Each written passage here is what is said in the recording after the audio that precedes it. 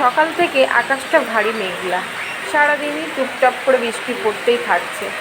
তো একটু তালের বড়া খেতে ইচ্ছা করছিল, তো ফ্রিজে ছিল তালটা, তো ভাবলাম তালের বড়া করেই ফেলি।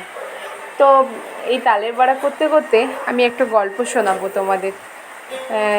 তো গল্পটা হলো, আমার বরমশাই যেদিন আমাকে প্রথম দেখতে গেছিলো, তো সেদিন আমার মা করেছিল তালের বড়া। অ্যাকচুয়ালি আমাদের তাল গাছটা ছিল 12 মাসি তাল গাছ, 12 মাস তাল হয়। তো সেই কারণে সেই দিন মা তালের বড়া করেছিল।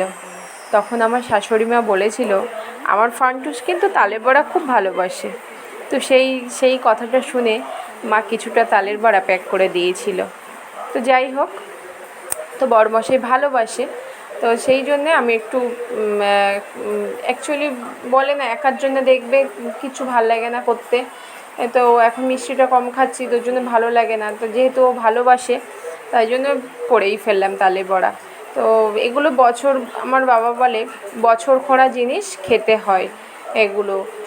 তো তাই একবার হলো মা এনেছিল অবশ্য, তো আমি আর একবার করে ফেললাম বাড়িতে।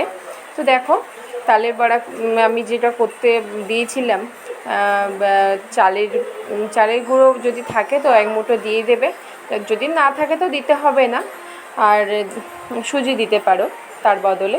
তো দেখো, আমি সব মা বলো বা আমি ছোটোবেলা থেকে যাদের দেখেছি কালো জিরে দিতে, তো আমি একটু এখানে মানে আমার মতো করে মৌরি দিয়েছিলাম। মৌরির ফ্লেভারটাই একদম আলাদা, সত্যি খুব সুন্দর লাগে খেতে।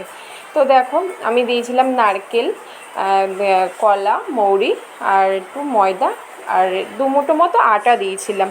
তো দেখো, আমার মাখাটা কমপ্লিট হয়ে গেছে, আমি একে একে ভেজে নেব।